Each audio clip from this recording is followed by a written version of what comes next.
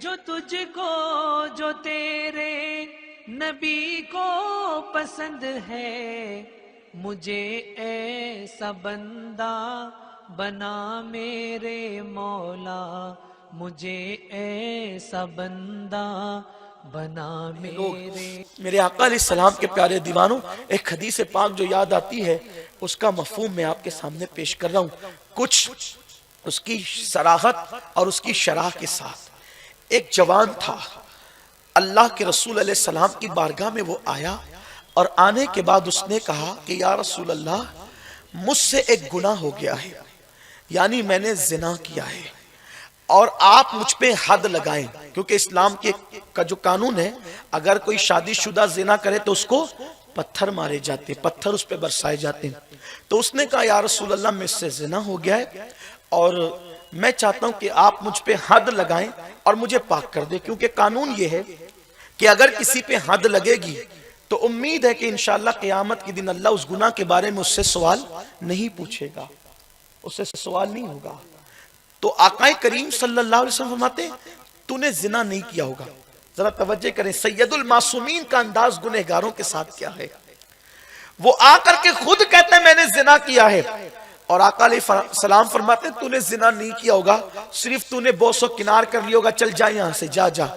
उसने कहा नहीं या रसूल अल्लाह, मैंने जिना ही किया है। सरकार फरमाते हैं अपने सहाबा से, कहीं ये शराब के नशे में गलत बातें तो नहीं बक रहा है, इसका मुंह सूंघो। तो लोगों ने मुंह सूंघा, कहीं नहीं या रसूल अल्लाह, ये शराब के नशे में नहीं है। फिर उसने कहा हुजूर मैंने जिना किया है। आका फरमाते हैं कि इस पे पागलपन का दौरा तो नहीं पड़ता है, कि ये पागलपन के दौरे की वजह से ये अपने आप को जानी कह रहा है। देखो सैयदुल मासूमीन, जिसकी नजर से खुदा की जात न छुपी, वो गुनहगारों के साथ कैसे हुस्न ज़न की दावत दे रहे हैं। वो इकरार किए जा रहे हैं कि मैंने जिना किया है, और हुजूर उस पर पर्दे पे पर्दे डालते जा रहे हैं। जब 4 बार उसने इकरार कर लिया तो फिर मेरे रसूल का 5वां फरमान ये था, ऐ अल्लाह के बंदे, ठीक है तूने जिना कर लिया था, लेकिन अल्लाह ने छुपा दिया था तो छुपा रहने देता, तूने बोला क्यों? तुझे बोलना नहीं चाहिए था। इसका मतलब यह है कि अगर गुनाह हो जाए और अल्लाह पर्दा डाल दे तो तौबा कर लेना चाहिए, चुपचाप बताना नहीं चाहिए। यहां तो हाल ये कि दोस्तों में शेयर करते हैं कि मैंने ये किया, मैंने ये किया। अस्तगफिरुल्लाह। गुनाह का ऐलान भी गुनाह है, गुनाह का इजहार भी गुनाह है। कुछ ऐसे भी पारसा लोग मेरे समाज में रहते हैं जो कहते हैं आज फजर की नमाज मुझसे छूट गई। अरे छूट गई थी तो पढ़ लेता था, ऐलान करके उसको आपने दुबाला क्यों कर दिया? गुनाह का ऐलान भी गुनाह है। आप ये समझ करके लोगों को कहते हैं कि मैं फजर का आदी हूं और आज छूट गई है, ऐसा नहीं है। ये सब बातें न किया करें समाज में। गुनाह का इजहार भी गुनाह है, गुनाह का ऐलान भी गुनाह है। तो आपने फरमाया था जब अल्लाह ने पर्दे डाल दी तो पर्दा पड़ा रहने देता, तूने क्यों ऐसा किया? अब बहरहाल तूने जब इकरार कर ही लिया है, सरकार ने फरमाया ले जाओ इसे, तवज्जो करें, ले जाओ इसे और इस पे पत्थर बरसाओ, संग सार कर दो इसको। साहबा लेके उसको, उस जवान को पत्थर मारने लगे। जब पत्थर मारने लगे उसको, तो अल्लाह के हबीब सल्लल्लाहु अलैहि वसल्लम के साहबा संग सार करके आए। तो आने के बाद हुजूर अलैहि सलाम ने देखा कि एक सहाबी के दामन पर खून के कुछ कतरे हैं, कुछ कतरे खून के लगे हुए हैं। तो सरकार ने देखकर जान गए, सरकार पहचान गए कि ये उसी के खून के कतरे जिस शख्स ने जिना किया था, और फिर उसने तौबा की, उसे संसार किया गया। और सरकार ने उनसे पूछ लिया वो मेरे फुला का क्या? मैं उस शख्स का नाम नहीं लूंगा, इसलिए कि जिसको नबी मेरा कह दे फिर शान ही जुदा है।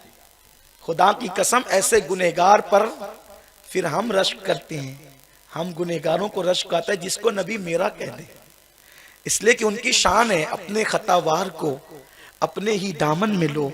कौन करे ये भला तुम पे करोड़ों दुरूद, करके तुम्हारे गुनाह मांगे तुम्हारी पनाह, तुम कहो दामन में आ तुम पे करोड़ों दुरूद।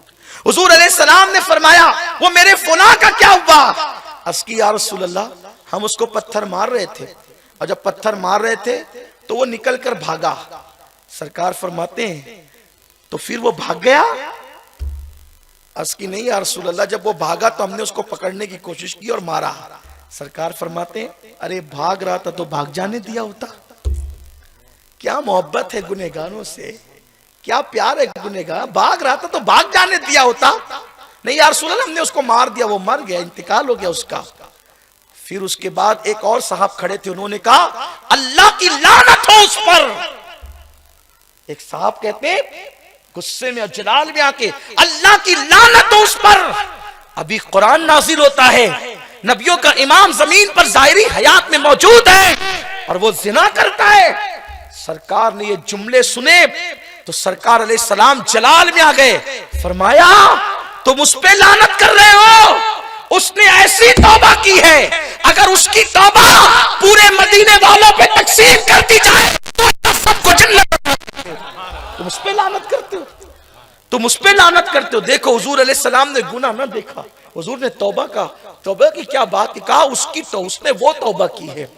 اگر اس کی توبہ تقسیم ہو جائے, اس کی توبہ تقسیم کر دی جائے مدینے والوں پر, تو اللہ تبارک و تعالیٰ ان سب کو جنت عطا فرما دے.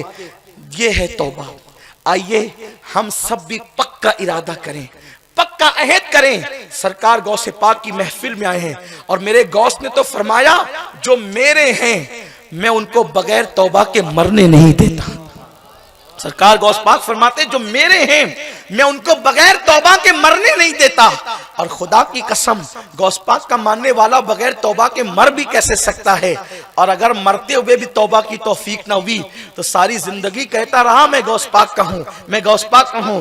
غوث پاک کا ہوتا تو توبہ کی توفیق ملتی, لیکن اگر توبہ کی توفیق نہیں تو کیا معاذ اللہ یہ کہ غوث پاک سے اس کا تعلق نہ تھا, اور پھر ان لوگوں کا تعلق غوث پاک سے کیا ہو سکتا ہے. اللہ اکبر. جن لوگوں کو نماز کے لیے ٹائم نہیں, جو مسجد کے زینے پہ بیٹھ کر کے اذان سے پہلے اٹھ کر کے نکل جاتے ہیں, چلو اذان ہوگی تو نمازی آئیں گے. غوث پاک کے نزدیک تو بے نمازی ہو کر انسان اپنا ایمان ثابت نہیں کر سکتا. وہ اپنی نسبتیں غوث پاک سے کیا ثابت کر سکتا ہے.